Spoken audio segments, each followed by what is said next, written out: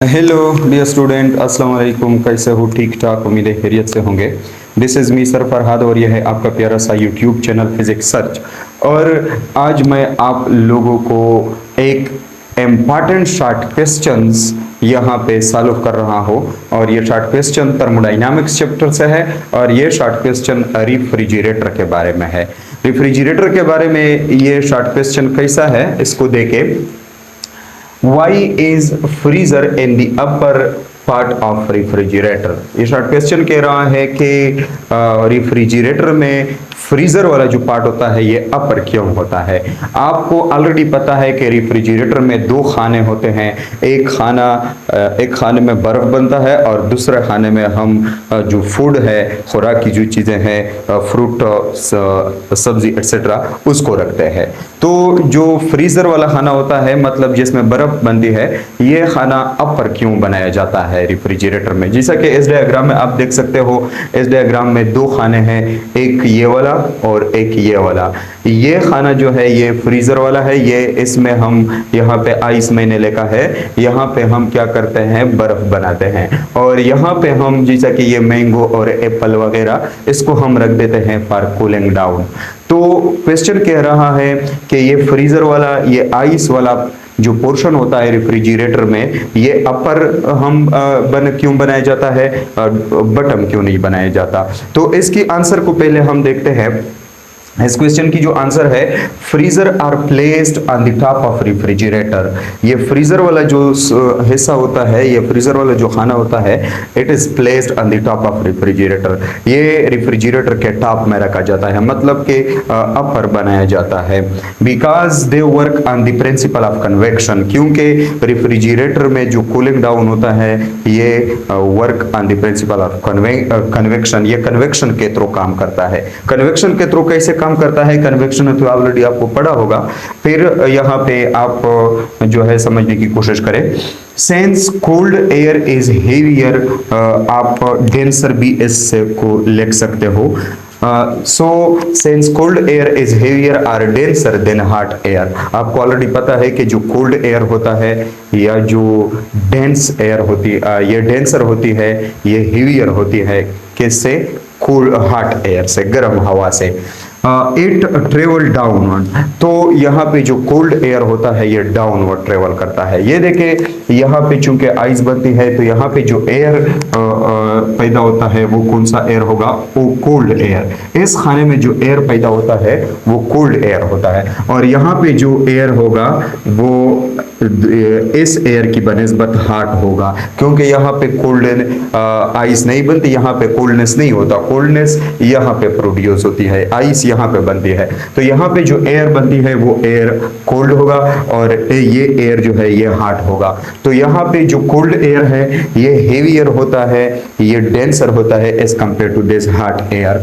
तो क्या होगा, ये कोल्ड एयर चूंकि हेवियर होता है, इसकी वेट ज्यादा होती है, तो ग्रेविटी की वजह से ये कोल्ड एयर डाउनवर्ड आता है, डाउनवर्ड। और डाउनवर्ड आने से यहाँ पे ये रीजन जो है, जो कि इस रीजन में हॉट एयर है, ये हॉट एयर अपवर्ड जाएगा और ये रीजन जो है ये कोल्ड एयर यहाँ पे फेल हो जाएगा। मतलब कोल्ड एयर इस रीजन में आ जाएगा और इस रीजन में जो हॉट एयर मौजूद था वो ऊपर जाएगा। तो यहाँ देखें, and the warmer air become light travel upward, मतलब कि cold air travel downward because it is heavier and the hot air go या travel upward because it is lighter than this air। इस एयर की बनिस्बत ये hot air lighter है, तो ये lighter air upward travel करेगा और ये जो कोल्ड एयर है ये डाउनवर्ड ट्रेवल करेगा due to its heavy weight. Okay, अब क्या होता है, due to this the cold air create cooling effect in the bottom.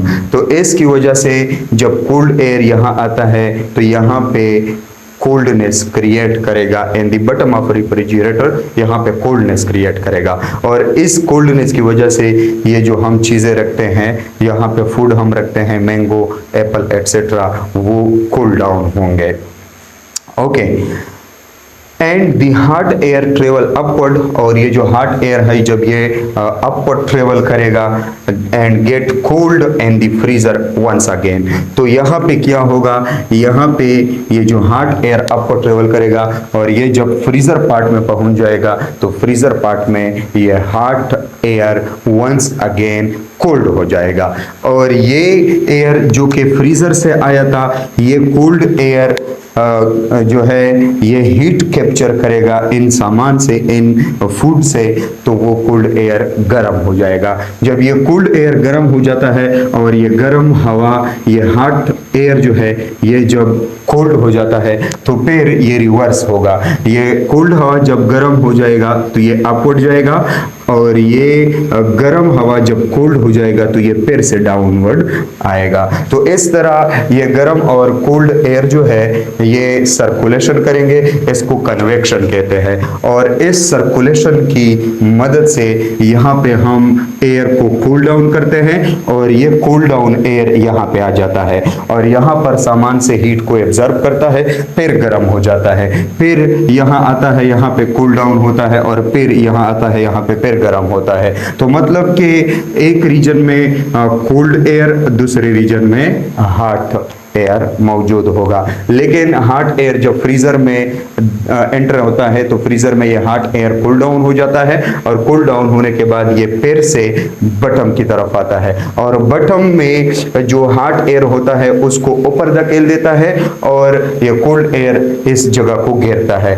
और जब इस जगह में कोल्ड एयर हीट को एब्जॉर्ब करता है इन फूड से तो फिर वो गर्म हो जाती है और ये गर्म हवा फिर ऊपर फ्रीजर की तरफ आता है और कोल्ड, यहाँ पे जो गर्म हवा था जबकि कोल्ड हो गया है वो फिर से बटम में आएगा। तो इस तरह ये सर्कुलेशन करेगा और सर्कुलेशन के नतीजे में हम इस बर्फ के बनने के साथ साथ हम इन सामान को भी क्या कर सकते हैं, कूल डाउन कर सकते हैं। So this is the principle of the refrigerator and this is the answer of this important short question. मैं उम्मीद करता हूं कि आप समझ गए होंगे और इस शॉर्ट क्वेश्चन की आंसर आपके लिए इजी हो जाएगा अगर आप इस वीडियो को पूरा देखते हो। Okay, thank you.